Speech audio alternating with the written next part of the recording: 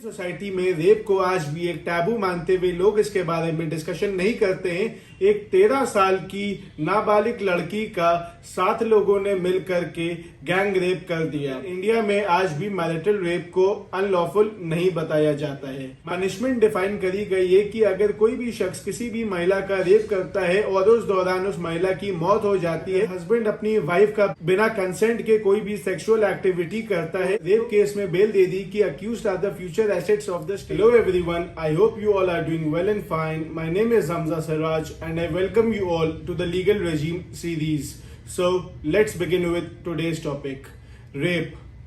ये एक ऐसा संगीन अपराध है जिसके बारे में इंडियन सोसाइटी में अवेयरनेस पूरी तरीके से नहीं फैलाई जा पाती और एक ऐसा टैबू माना जाता है जिसकी वजह से इंडियन सोसाइटी में इसके बारे में लोग अवॉइड करते हैं बात करने से और कम बात करते हैं। बीते दिनों की बात है जब झारखंड के रांची शहर में एक 13 साल की नाबालिग लड़की का 7 लोगों ने मिलकर के गैंग रेप कर दिया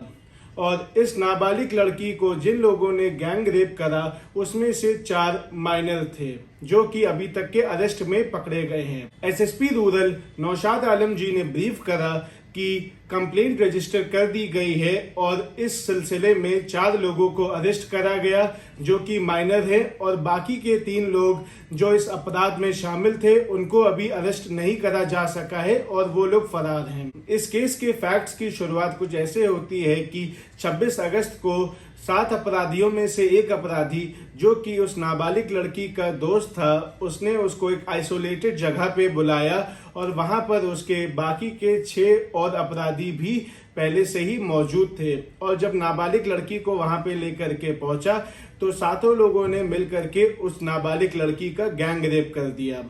और जब नाबालिग लड़की अपने घर को वापस लौटी तो उसने अपने माता पिता को इस हरकत के बारे में बताया और जिसके चलते ही नाबालिग लड़की के माता पिता ने इस घटना के बारे में पुलिस स्टेशन में जाकर के रिपोर्ट दर्ज कराई। सन 2019 से लेकर के सन 2020 के एक सर्वे में पाया गया कि इंडिया में हर एक दिन करीबन 87 रेप के केसेस दर्ज होते हैं और सिर्फ ये वो नंबर है जो कि रिपोर्ट होती है और ऐसे कई सारे तो ऐसे नंबर्स हैं जो कि रिपोर्ट भी नहीं करे जाते हैं और जिनकी कोई गिनती भी नहीं आती। इनमें से उत्तर प्रदेश और राजस्थान इस लिस्ट में सबसे आगे हैं। रेप की अवधि section 375 of the Indian penal code में डिफाइन करी गई है जो कि हम लोगों को बताता है a man is said to commit rape. Sub clause A में बताया है penetrates his penis to any extent in the mouth, urethra, vagina or anus of any woman or makes her to do so with him or any other person। और सब clause B में इसके बाद बताया गया है कि inserts to any extent any object or any of his body part not being his penis in the vagina, urethra or anus of a woman or makes him to do so with him or any other person। Sub clause B के बाद sub clause C में define करा गया है कि manipulates any part of the body so as to cause penetration in the vagina, urethra और anus of the woman और makes him to do so with any other person. मगर rape के कुछ बहुत ही महत्वपूर्ण इंग्रेडिएंट्स या फिर कंडीशंस हैं जो कि प्रूफ करना जरूरी होती हैं रेप के ऑफेंस को। सबसे पहले आता है अगेंस्ट हर विल। अगर किसी भी प्रकार की कोई भी सेक्सुअल एक्टिविटी किसी भी महिला के साथ करी जाती है उसके विल के बगैर तो वो एक रेप के ऑफेंस में आएगी। और इसके बाद आता है without her consent. Without her consent एक बहुत ही महत्वपूर्ण इंग्रेडिएंट है। अगर किसी भी महिला की कंसेंट या फिर इजाजत के बगैर उसके साथ कोई भी प्रकार की सेक्सुअल एक्टिविटी करी जाती है तो वो रेप के एम्बिट में फॉल करेगी। इस कंडीशन के बाद आता है with her consent. With her consent एक ऐसी कंडीशन है जिसमें महिला को सेक्सुअल एक्टिविटी करने के लिए दबाव डाला जाता है क्योंकि उस महिला की जान को खतरा हो सकता है अगर उसने सेक्सुअल एक्टिविटी ना करी या फिर उस शख्स की जान को खतरा हो सकता है जो कि महिला से रिलेटेड हो या फिर महिला उसमें इंटरेस्टेड हो। इसके बाद विद हर कंसेंट का एक और फॉर्म आता है जिसमें महिला को मालूम होता है कि जिस शख्स के साथ वो सेक्सुअल एक्टिविटीज में है वो उसका हस्बैंड नहीं है, मगर उसको एक ऐसा बिलीफ होता है कि उसकी वो लॉफुली मैरिड लाइफ है। ये कुछ महज एक ऐसी कंडीशंस होती हैं जिसमें किसी आदमी ने किसी भी महिला को वादा करा हो या फिर कुछ भी ऐसे इंस्टेंसेस करे हो जिसकी वजह से महिला सेक्सुअल एक्टिविटीज करने के लिए राजी होती है। और अगर ऐसे कोई झूठे वादे देकर के कंसेंट ली जाएगी तो इसको भी रेप के ऑफेंस में लाया जाएगा। और इसके बाद किसी भी महिला की अनसाउंडनेस ऑफ माइंड या फिर इंटॉक्सिकेशन, जो कि कह सकते हैं कि नशे की हालत के दौरान अगर उससे सेक्सुअल एक्टिविटी की कंसेंट ली गई है और महिला को उस हालत में उस कंसेंट का मतलब नहीं समझ में आ रहा है, और ऐसी कंसेंट को भी रेप के ऑफेंस में लाया जाएगा। और इसके बाद कोई भी आदमी किसी भी नाबालिग लड़की जो कि 18 साल से कम हो उसके साथ सेक्सुअल एक्टिविटीज में है तो उसमें कंसेंट होना या फिर कंसेंट ना होने की कोई जरूरत नहीं है, वो ऑटोमेटिकली रेप के अंडर फॉल करेगा। और इसके बाद एक ऐसा प्रकार का कंसेंट जिसमें महिला कंसेंट को कम्युनिकेट ना कर पाए, मगर इसमें यह बताया गया है कि अगर कोई भी रेप की सेक्सुअल एक्टिविटी के दौरान अगर कोई भी प्रकार का रेजिस्टेंस महिला ना शो करे तो उसको एक कंसेंटिंग सेक्सुअल एक्टिविटी बताया जाएगा और उसको रेप नहीं कहा जाएगा। और अगर कोई भी मेडिकल ट्रीटमेंट के दौरान किसी भी प्रकार का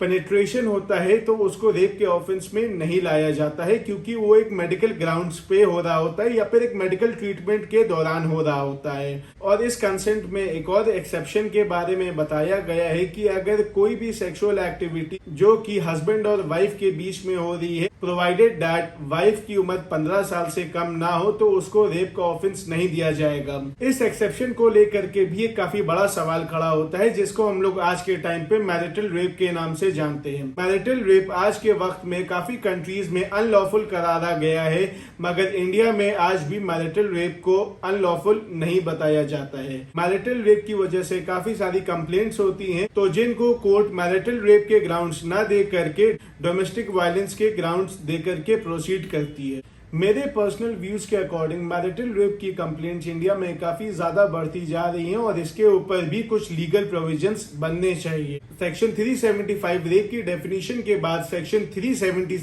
376 of the Indian penal code में रेप की पनिशमेंट के बारे में डिफाइन करा गया है। अगर कोई भी शख्स किसी भी महिला के साथ रेप करता है तो उसको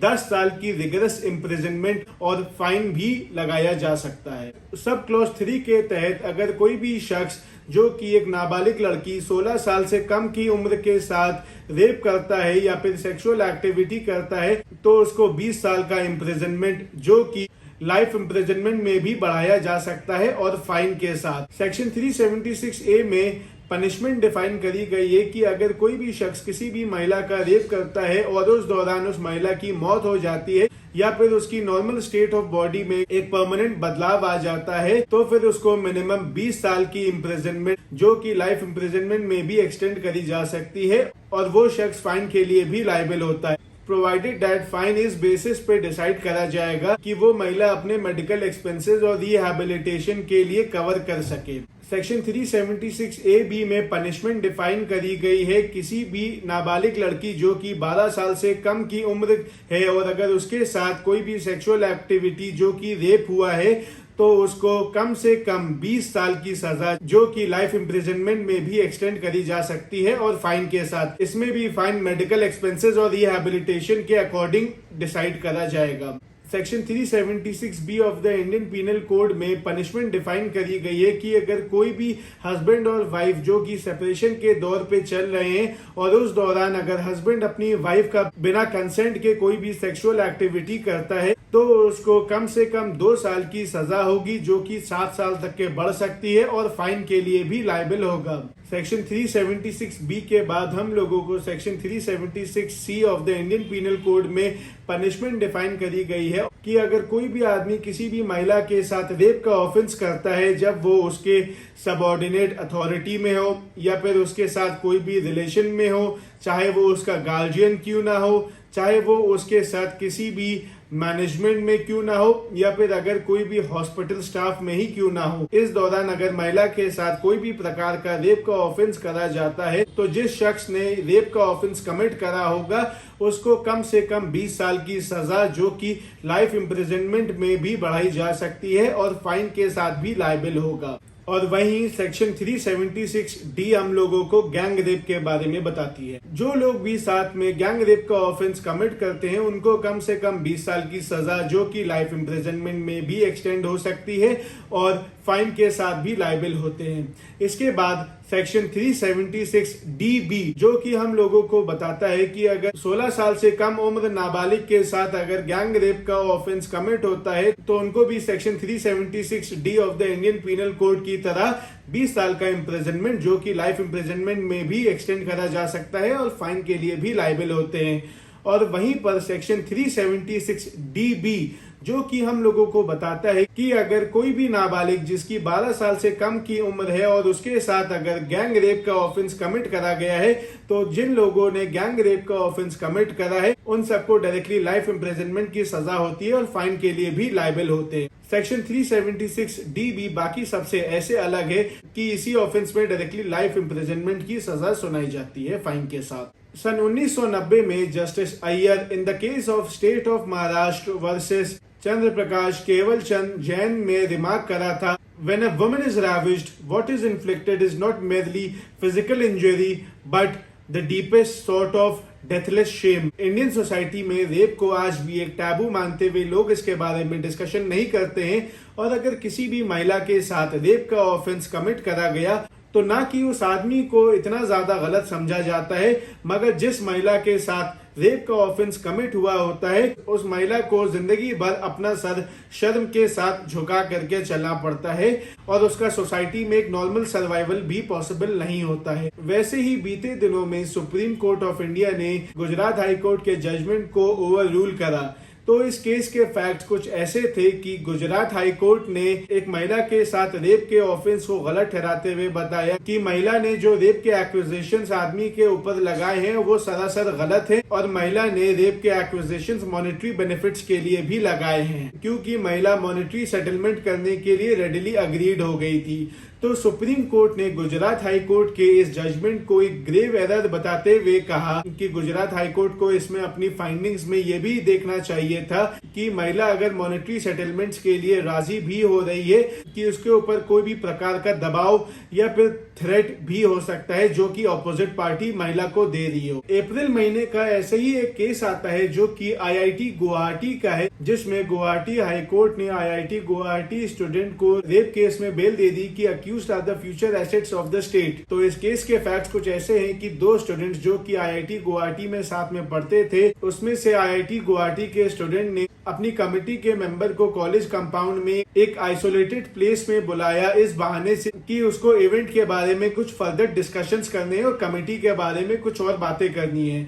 और वहां पर उसको इंटॉक्सिकेट कर दिया जिसकी वजह से वो IIT की स्टूडेंट अपने सेंसेस में ना रह पाई और वहां पर उसके साथ रेप का ऑफेंस कमिट हुआ। तो जब दूसरे दिन उसने कॉन्शियसनेस रिगेन करी तो तब वो एक मेडिकल ट्रीटमेंट में गई और उसके बाद उसने उसी शख्स के खिलाफ रेप के ऑफेंस की कंप्लेंट रजिस्टर करवाई। तो जब ये मैटर कोर्ट में पहुंचा तो तब कोर्ट ने अक्यूज को बेल दे दी ये कहते हुए कि both the persons are the state's future assets और साथ ही साथ ये भी रिमार्क करा कि इन्वेस्टिगेशन कंप्लीट हो गई है और दोनों स्टूडेंट्स वो 19 से 21 साल के बीच में है और डिटेंशन की कंटिन्यूएशन नेसेसरी नहीं है। और कोर्ट ने ये भी अकाउंट में लिया कि ऑलरेडी इन्वेस्टिगेशन कंप्लीट हो चुकी है तो इसमें अक्यूज्ड कोई भी प्रकार की टैंपरिंग नहीं कर सकता है तो इसको बेल पे रिहा कर दिया जाए। Not resisting to a sexual assault at the first time will be termed as a pre-consent to the sexual activity। ऐसे ही एक केस है मद्रास हाई कोर्ट का जिसमें जस्टिस आर पोनगियप्पन जिसमें सेक्शन 376 को सेट असाइड करने के लिए अक्यूज ने फाइल करा।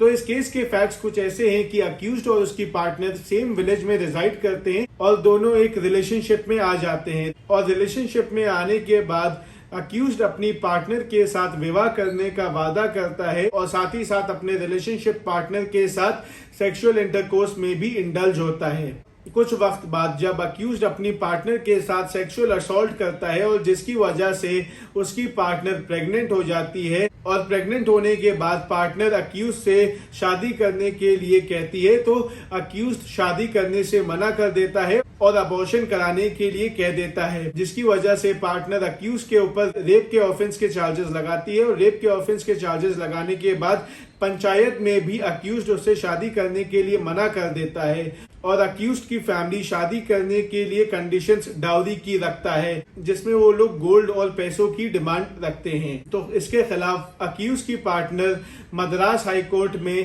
केस फाइल कर देती है। तो इसमें कोर्ट ऑब्जर्वेशंस करती है कि अक्यूज्ड और उसकी पार्टनर दोनों लोग कंसेंट के साथ सेक्सुअल एक्टिविटीज में थे और दोनों लोग एक रिलेशनशिप में थे जिससे प्री कंसेंट प्रूव होती है और साथ ही साथ अक्यूज ने एक पर्टिकुलर टाइम पर शादी करने का वादा नहीं करा था, जिसकी वजह से उसके ऊपर रेप के चार्जेस नहीं फ्रेम करे जा सकते हैं। इन ऑब्जर्वेशंस को रखने के बाद मद्रास हाई कोर्ट ने हेल्ड करा कि the non-raising the resistance at the time of committing the sexual assault as from the first time by the accused, it amounts to pre-consent. Accordingly, the consent given by the victim girl cannot be held as a misconception of fact. तो इससे हम लोगों को ये मालूम चलता है कि रेजिस्टेंस एक महत्वपूर्ण इंग्रेडिएंट होता है रेप के ऑफेंस के लिए, और अगर रेजिस्टेंस नहीं होगा मैज एक रिलेशनशिप के दौरान जब दो अडल्ट्स हों तो उसमें कोई भी सेक्सुअल एक्टिविटी हो तो उसको प्री कंसेंट माना जाएगा, और अगर उसके बाद कोई भी एक दूसरे के खिलाफ रेप के ऑफेंस की कंप्लेंट करता है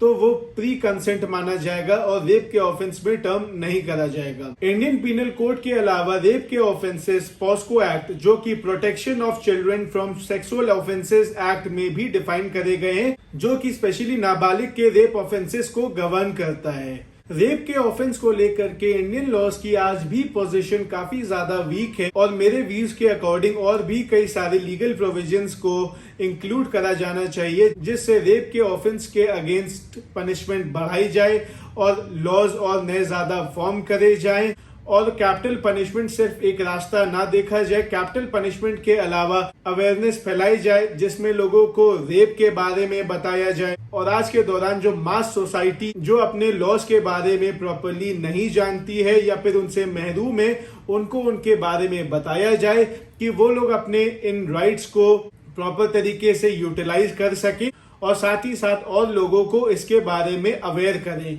और अगर कहीं पे भी कोई भी टाइप का सेक्सुअल हरासमेंट या फिर रेप का केस होता है तो उसको रिपोर्ट करें जरूर से, ना कि वो अनरिपोर्टेड रह जाए, क्योंकि इंडिया में आज भी ऐसे बहुत सारे रेप के केसेस होते हैं जो कि अनरिपोर्टेड रह जाते हैं सिर्फ और सिर्फ इस वजह से कि समाज में लोग क्या कहेंगे। समाज में लोगों के क्या कहने से कई ज्यादा इम्पोर्टेंट ये है कि जो ऐसे सेक्सुअल ऑफेंडर्स हैं या फिर जो भी ऐसे लोग जो रेप करते हैं उनको अपने करतूतों की सजा मिलनी चाहिए, और जिन लोगों को अपने राइट्स के बारे में ना मालूम है उनको बहुत अच्छे से बताया भी जाना चाहिए।